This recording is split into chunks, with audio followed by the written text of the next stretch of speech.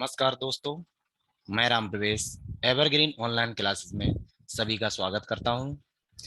आज हम लोग देख रहे हैं प्रीवियस ईयर यूपीएसआई के क्वेश्चंस, जिसमें हमने पुरानी बुक से उठाए हैं।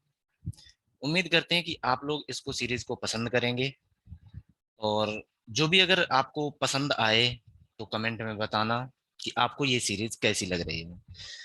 ठीक है, ये मैं खुद राम प्रवेश, और हाँ, ये हमारा एप्लीकेशन है। और इस एप्लीकेशन में अब क्या होगा कि जो भी ये सीरीज चलेगी, ये क्वेश्चन हमने एक बुक से लिए हैं, पर आपको ये बुक है या नहीं आपके पास मुझे नहीं पता। पर ये क्लियर है कि ये जो वीडियो आपको और ये पीडीएफ्स हमारी ऐप पे अवेलेबल होंगी। आप ऐप डाउनलोड करेंगे, उसमें आप साइन अप करें। साइन अप करने के बाद आपको जैसे ही मेन प्रश्न मिलेगा, वहां पे दो कॉलम मिले, एक में मिलेगा आपको वनडे एग्जाम और एक में मिलेगा एकेडमिक। तो आप वनडे एग्जाम पे क्लिक करेंगे तो वहां पे आपको एसआई वाला फोल्डर मिलेगा, उस पर आप क्लिक कीजिए। और उसमें पहला ही जो उसमें मिलेगा आपको ये वाली वीडियो, और उसी के साइड में आपको आइकन मिलेगा जहाँ पे ये आपको पीडीएफ भी अपलोड कराई जाएगी। ठीक है, तो चलिए देखते हैं हमारे क्वेश्चंस क्या हैं एसआई के बारे में।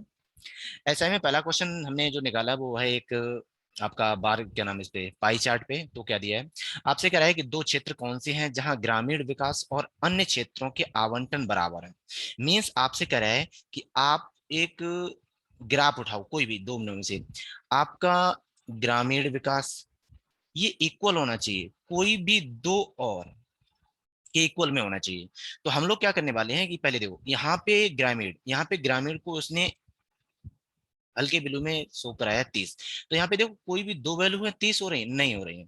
अब यहाँ पे आ जाओ, ये ग्रामीण है, यहाँ पे टोटल ग्रामीण कितना है 50। तो देखो कहीं भी 50 हो रहा है, कहीं भी ग्रामीण 50 हो रहा है या नहीं हो रहा है, नहीं हो रहा। तो यहाँ पे जो देखो पहले वाले में जो आपने 30 देखा था, 30 में ही आपका टोटल 50 हो रहा है, वो 30 हो रहा है। देखो 30 इक्वल होता है 10 × 20, ये दोनों बात समझ में नहीं आई। तो हम क्या करने वाले हैं कि जो ग्रामीण है वो तो आपका 30 है, और ये इक्वल करना है दो और के। तो ये जो थोड़ा येलो कलर में शो हो रहा है वो तो है आपका चिकित्सा, और यहाँ पे जो डार्क ब्लू दिखा रहा है 20, तो वो दिखा रहा है आपका कृषि। बात समझ में नहीं आई।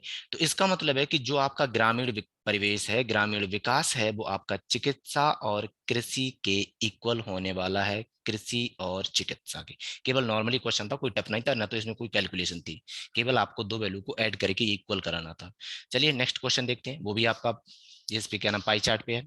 पाई चार्ट में कह रहा है कि पिछले साल की तुलना में आवंटन में अधिकतम प्रतिशत वृद्धि दर्ज करने वाले क्षेत्र के लिए 2 वर्षों के लिए परिव्यय के बीच का अंतर ज्ञात करना है। आपसे कह रहा है कि यहाँ पे जो कृषि, यहाँ भी कृषि, औद्योगिक, यहाँ भी औद्योगिक, चिकित्सा चिकित्सा, शिक्षा शिक्षा, और ग्रामीण विकास ग्रामीण विकास। तो आपको ये देखना है दोनों में कंपैरिजन करना है, वृद्धि किस में हुई, और वृद्धि को बाद में पता करना है कि जो मैक्सिमम वृद्धि शो करा है उन दोनों की वृद्धि का डिफरेंस कितना है, मतलब कितना अंतर आ रहा है। यही आपसे पूछ रहा है कि 2 वर्षों के लिए परिव्यय के बीच का अंतर, मतलब उसमें जो इन्वेस्ट हुआ है उनका डिफरेंस कितना है। तो फर्स्ट ऑफ ऑल हम क्या करने वाले हैं, पहले ये देखेंगे कि वृद्धि सबसे ज्यादा हो किस में रही है। तो अगर आप वृद्धि देखोगे तो यहाँ पे देखो ये कृषि है, कृषि शो करा रहा है आपका कौन सा पोर्शन, ये वाला 20। कृषि है आपका 20%। यहाँ पे कृषि, सेम ध्यान रखना है, ये इससे रेड से नीचे, तो यहाँ पे कृषि है आपका 15%। औद्योगिक रेड कलर में 15%। यहाँ पे औद्योगिक 10%। चिकित्सा 10%। यहाँ पे चिकित्सा 15%। शिक्षा यहाँ पे कितना दिया है 25, और यहाँ पे शिक्षा दे रहा है 10। यहाँ पे आपको ग्रामीण प्रवेश दे रहा है 30, और यहाँ पे ग्रामीण प्रवेश दे रहा है 50। अब देखो कृषि आपका 20 था, 15 रह गया, मींस इसमें डिक्रीज हुआ, आपको नहीं लेना, आपको इंक्रीज लेना था। औद्योगिक 15 था, 10 रह गया, ये भी डिक्रीज हुआ। चिकित्सा 10 था, चिकित्सा 15 हुआ, इंक्रीज हुआ, ये लेना। अभी देखेंगे इनमें से किसमें मैक्सिमम है। शिक्षा 25 था, 10 रह गया, ये भी आपको नहीं लेना है। ग्रामीण विकास 30 था, 50 हो गया, ये भी लेना है। तो हम पहले चेक करें चिकित्सा में कितनी वृद्धि हुई। तो जब बात कर रहे हैं चिकित्सा की, चिकित्सा में पहले आपका 10 था, 10 से आपका 50 हुआ। तो जब 10 से 15 हुआ तो आपको ये देखना परसेंटेज में कितनी इंक्रीज लगी। तो 10 था, 15 हुआ, तो इंक्रीज हुआ आपका 5। किस में इंक्रीज हुआ?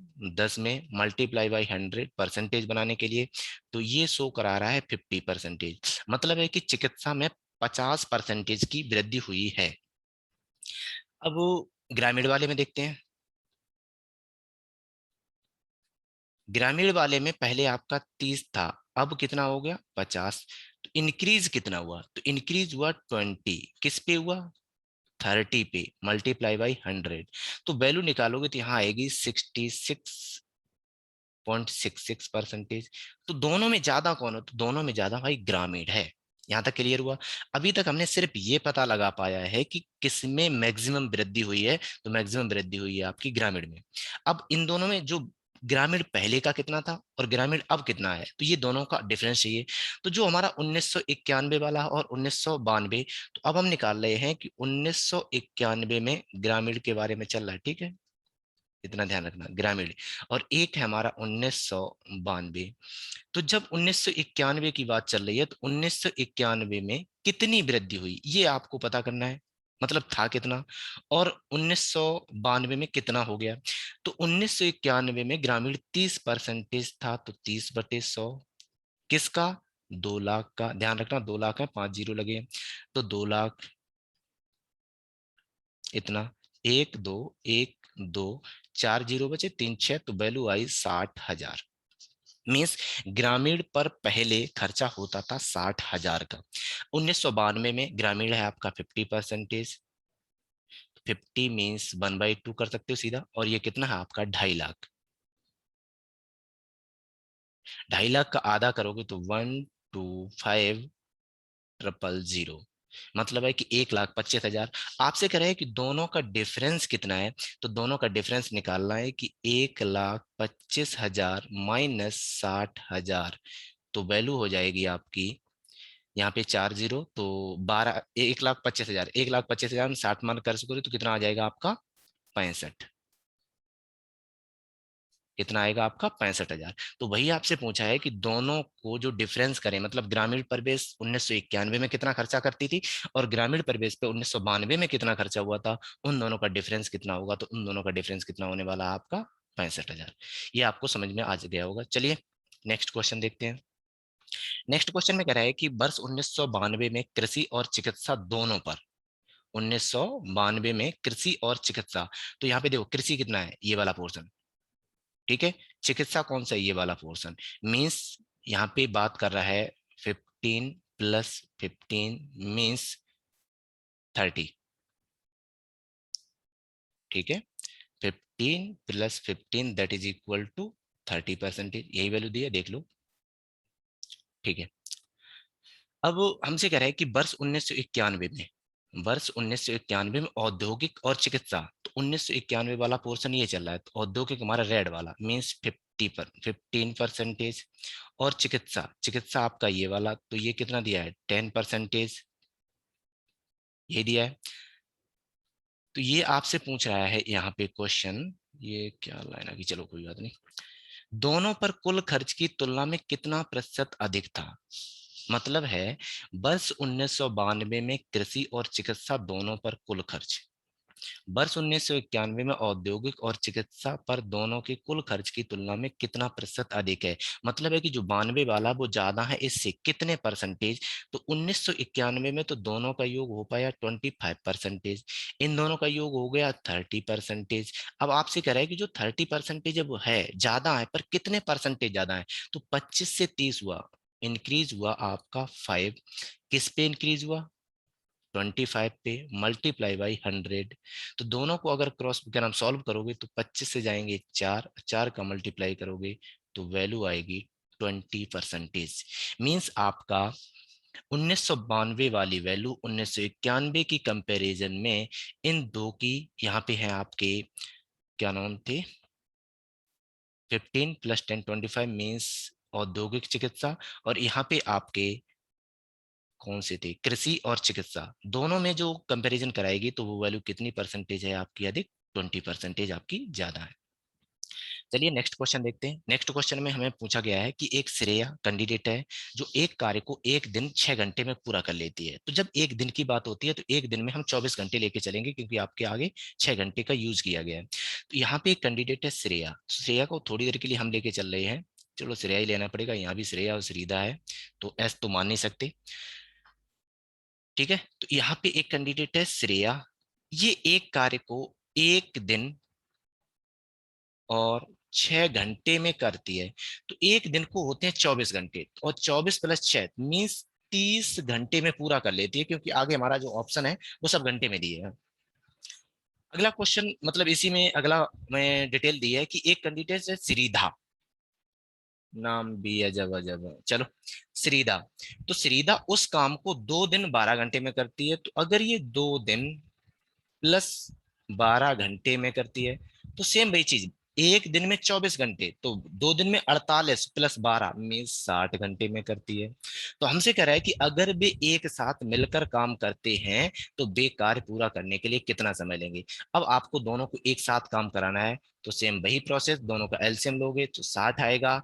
इसकी जो कार्य क्षमता है श्रेया की, इसकी तो कार्य क्षमता आएगी 2 और इसकी कार्य क्षमता आएगी 1। दोनों से काम कराओगे तो दोनों की कार्य क्षमता का सम हो जाएगा 3।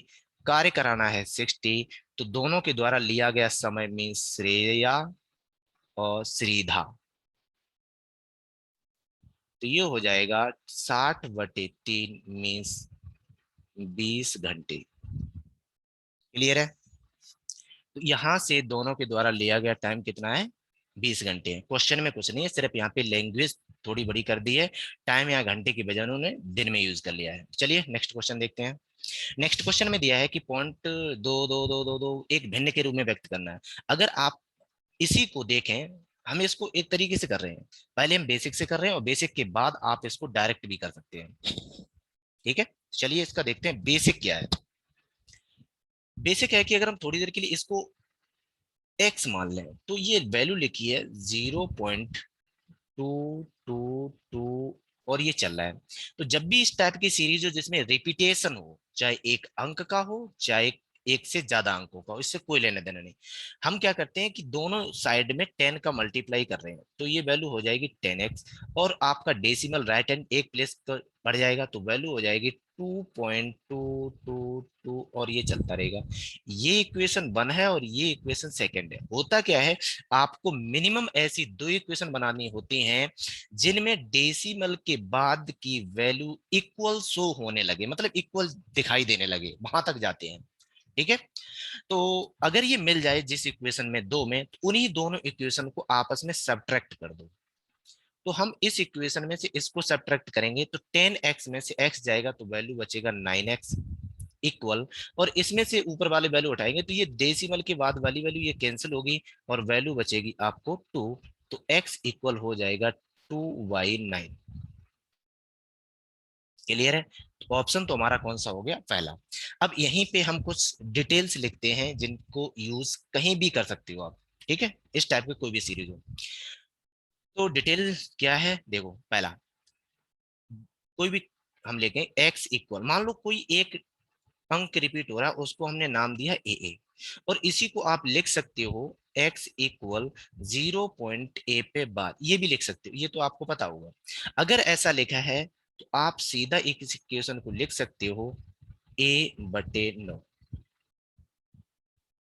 बात समझ में नहीं आई?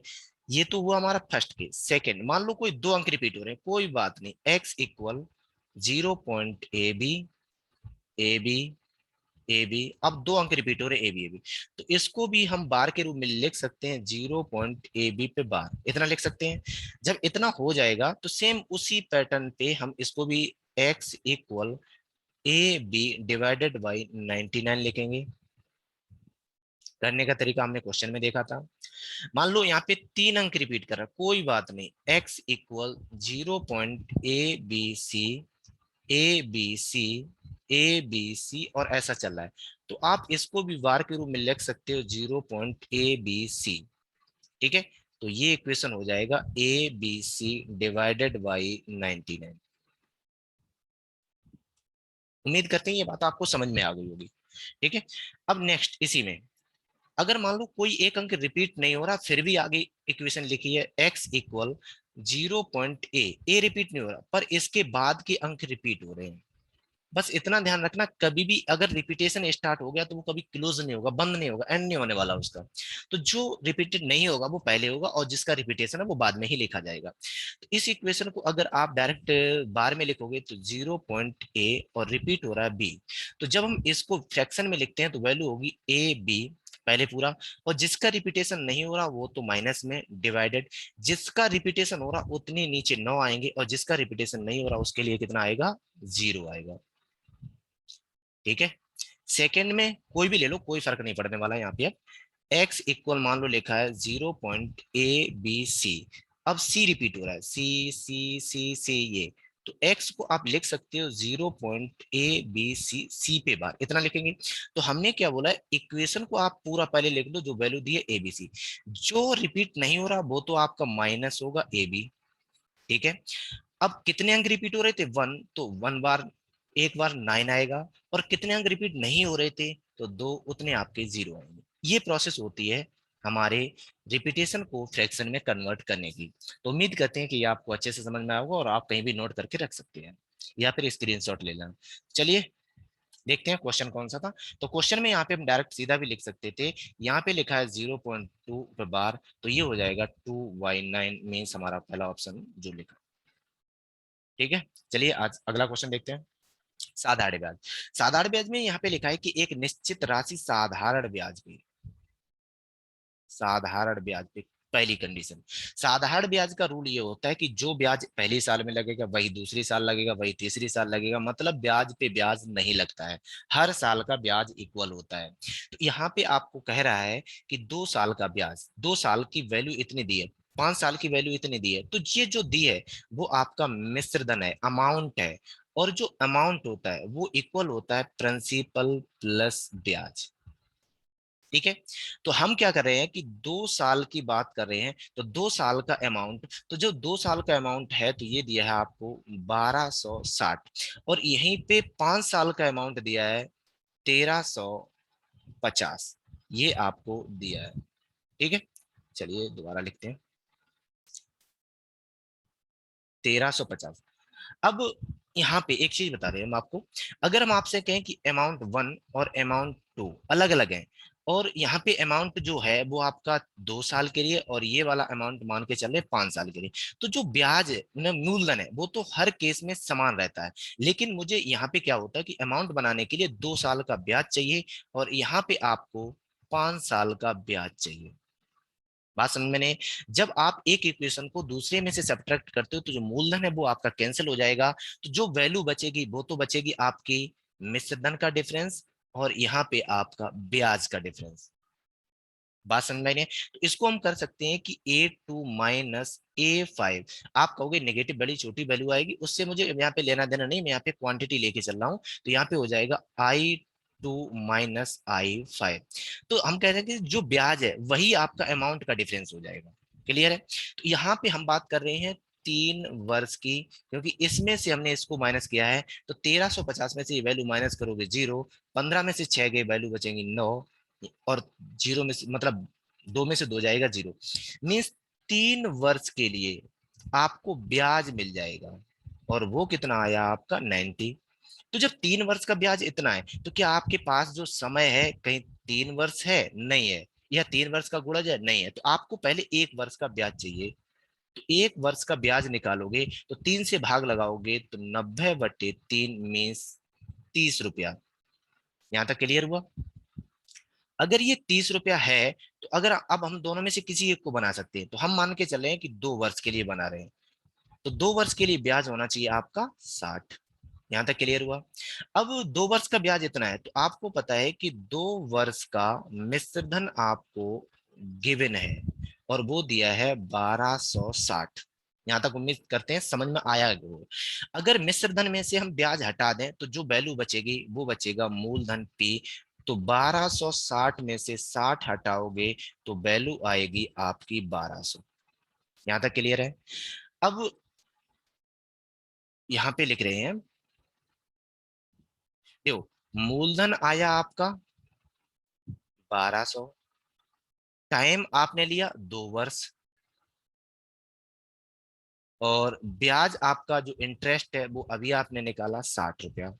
तो आपसे पूछ रहा है दर कितनी है, तो जो दर होती है, दर होता है SI गुणे 100, मतलब है सिंपल इंटरेस्ट डिवाइडेड बाई मूलधन गुणे समय।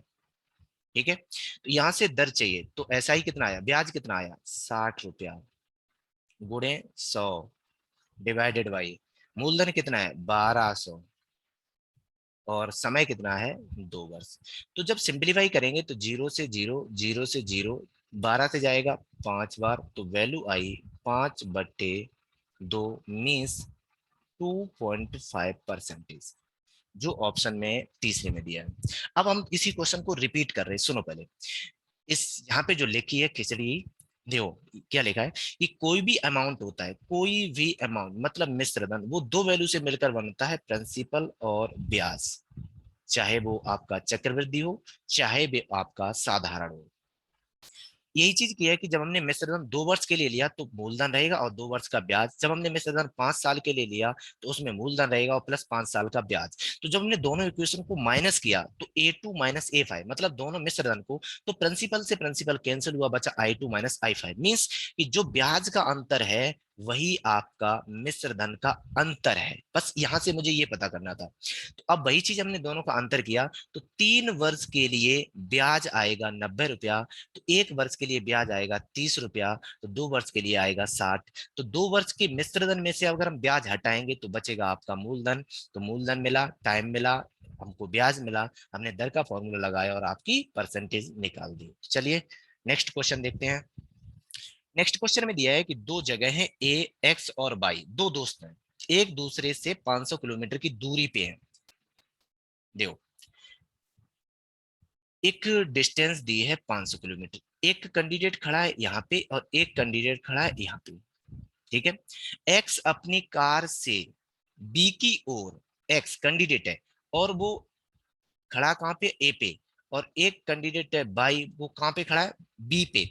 एक्स है अपनी कार से बी की ओर 60 किलोमीटर की जा रहा है, मतलब है कि जो एक्स है वो इधर चलेगा और इसकी स्पीड 60 किलोमीटर पर आवर है, जाता है। बाई अपनी बाइक लेता है और 50 किलोमीटर प्रति घंटा की गति से एक ही ओर जाता है। बाई यहां से चलेगा इसकी ओर और इसकी चाल है 50 किलोमीटर पर आवर। अगर एक्स ने सुबह 9 बजे शुरुआत की, अगर ये 9 बजे यात्रा शुरू करता है और बाई है वो 1 घंटा लेट, 1 घंटे के बाद यहाँ पे देखो शुरू करता था, मीन्स अगर इसने 9 बजे शुरू की तो ये 10 बजे चलना शुरू हुआ होगा। तो हमसे पूछ रहा है वे किस समय एक दूसरे से मिले थे, क्वेश्चन ये था नॉर्मली। अब क्वेश्चन को सॉल्व करते हैं। जब भी आपको इस टाइप का क्वेश्चन दिया जाए कि एक कैंडिडेट यहां से चल रहा है, एक कैंडिडेट यहां से चल रहा है और बीच में कहीं मिले और आपको मिलने का समय पूछा जाए, तो यहाँ पे ये रूल होता है कि दोनों के चलने का समय एक ही होना चाहिए, बस और कुछ नहीं होता है। अगर ये कैंडिडेट यहाँ पे डिस्टेंस आपको पता है 500 किलोमीटर है, अगर ये कैंडिडेट 9 बजे चलता है, ये 10 बजे चलता है, या तो आप इसको 1 घंटा पीछे ले जाओ या तो आप इसको 1 घंटा चला दो। तो हम क्या करें कि जो एक्स कैंडिडेट है हम इसको 1 घंटा चलाएंगे, अगर इसकी स्पीड 60 है तो 1 घंटे में ये 60 किलोमीटर कवर करेगा और यहाँ पे अब टाइम हो जाएगा 10 बजे। अब अगर ये 500 किलोमीटर था उसमें से 60 चल चुके हैं, तो वैल्यू बची अब 440 किलोमीटर। बात समझ में नहीं आई। अब होता क्या है, पहली कंडीशन कि मेरे पास जो डिस्टेंस अब बची वो बची 440 किलोमीटर। मेरे पास जो स्पीड है, दोनों विपरीत चल रहे हैं तो चालें जुड़ेंगी, एक की चाल है 60, एक की चाल है 50, तो ये हो जाएगा 110 किलोमीटर पर आवर। बात समझ में नहीं आई। आपको टाइम पूछा है, अगर टाइम पूछा है तो टाइम बराबर होता है डिस्टेंस अपॉन वेलोसिटी, मीन्स समय बराबर होता है दूरी बटे चाल। तो समय चाहिए, तो दूरी है आपकी 440, चाल है आपकी 110, तो आपका टाइम आया 4 घंटे। मीन्स चलने के 4 घंटे के बाद दोनों मिले थे। अब हमने क्या बोला था कि हम जो चलने का टाइम लेते हैं, दोनों का इक्वल लेंगे। जहां से हमने लिया था, तो हमने टाइम लिया था 10 बजे से, और उसके बाद 4 घंटे और लगे, तो इनको 10 2 12 और +2 मीन्स 2 बजे दोनों मिले थे। अब सुबह 9 बजे चले थे, उसके बाद हमने 10 बजे तक एक कैंडिडेट को चलाया, तो सुबह के 10 बजे। अब सुबह के 10 बजे के बाद 4 घंटा लगे, मतलब दिन की बात हो रही है, तो दिन में दोपहर हुआ होगा, और दोपहर में कितने बजे मिले थे दोनों? 2 बजे मिले थे। चलिए नेक्स्ट क्वेश्चन देखते हैं। नेक्स्ट क्वेश्चन में दिया है कि x/y + z - x बराबर है इसके, बराबर है इसके, बराबर है इसके। तो देखो होता क्या है, ये इक्वेशन इसके बराबर, ये इक्वेशन इसके बराबर, ये इक्वेशन आर के बराबर है, तो हम कह सकते हैं कि पहली वाली भी आर के इक्वल होगी, दूसरी वाली भी आर के इक्वल होगी, और तीसरी वाली भी आर के इक्वल होगी, क्योंकि बराबर का साइन लगा है, तो तीनों को बराबर में लिख लो। तो यहाँ पे दिया है x/y + z - x, और ये इक्वल है आपका आर के। सेकेंड दिया है y/z + x - y, इक्वल दिया है आपका आर के, और z/x + y - z, ये इक्वल दिया है आपका आर के। यहां तक हो जाए। अब होता क्या है कि हम इसी इक्वेशन को और सॉल्व करें, तो x के इक्वल हम करेंगे तो r का मल्टीप्लाई में जाएगा, तो x इक्वल r, यहां हो जाएगा y + z - x। यहां से अगर दोनों को, इसको यहां लेके आओगे, तो y इक्वल r मल्टीप्लाई में z +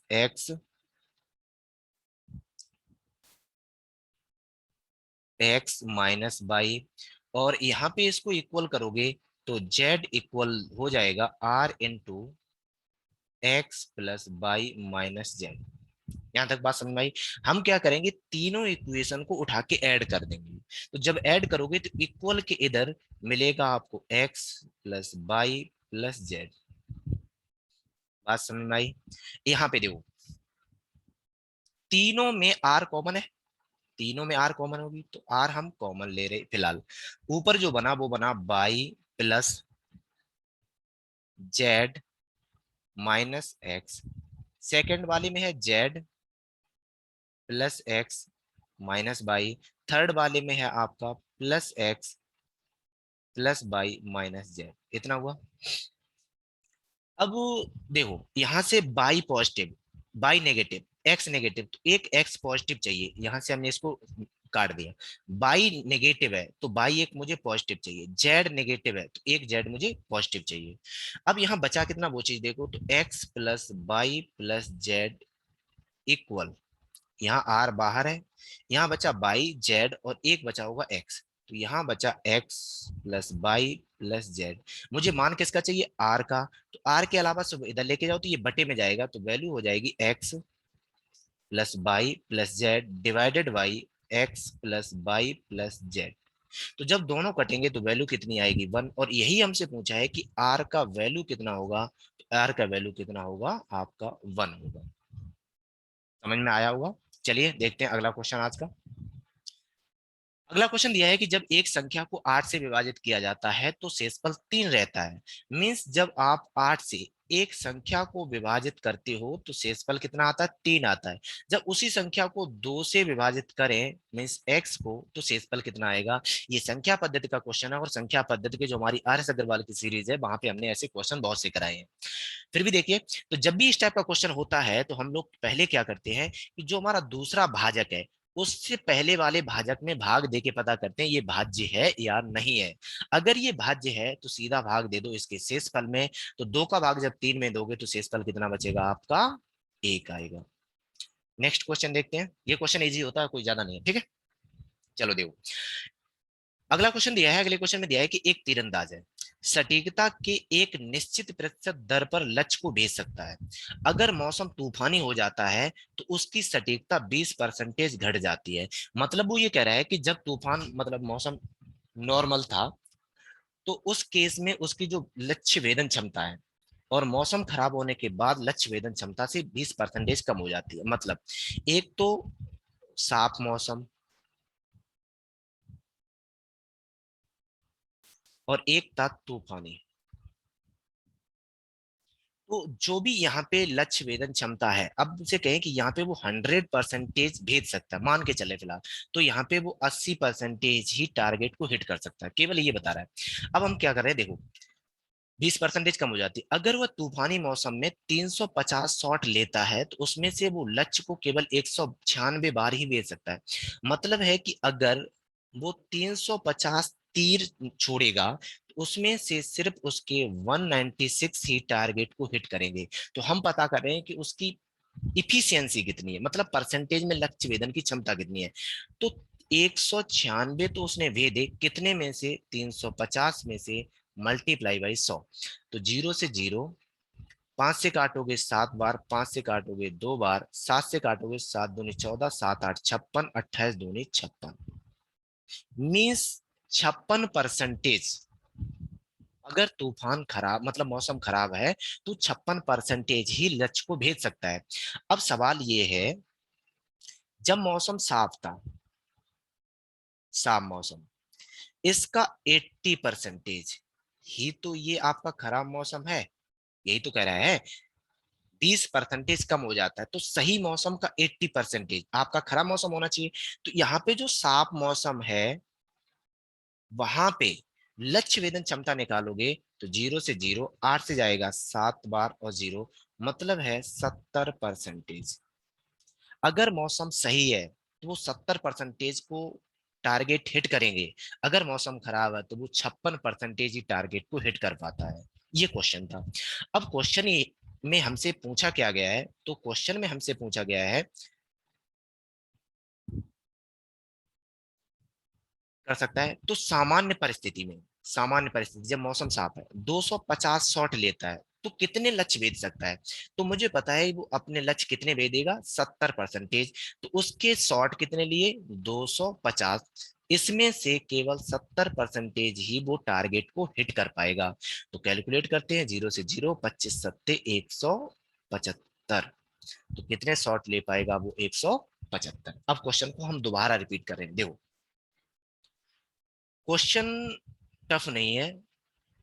क्वेश्चन में ये कह रहा है कि अगर वो कैंडिडेट है, सामान्य मौसम हो, कोई भी प्रॉब्लम ना हो, तो जितने वो हिट कर सकता है उससे 20% कम हिट कर पाएगा। कब, जब उसका मौसम खराब है। मौसम जब खराब था तो वो 350 शॉट लेता है और उसमें से केवल 196 ही टारगेट को हिट कर पाते हैं। तो कितने प्रतिशत हिट करिए, तो वही चीज हमने निकाली थी यहाँ पे। 350 में से 196 उसने हिट किए, तो 196% कितना है, तो वो परसेंटेज था 56। अब मुझे पता है कि जो 56 है ये साफ मौसम का 80% है। वो पहले ही कह रहा है कि 20% कम हुआ तो बचा कितना, 80। तो साफ मौसम का 80% आपका 56, तो साफ मौसम का कितना होना चाहिए, 70%। अब साफ मौसम में हिट करता है 250 टारगेट, मतलब 250 शॉट लेता है, तो हिट कितने होंगे, तो 250 का 70% मीन 175। जो ऑप्शन नंबर हमारा कौन सा है, दूसरा है।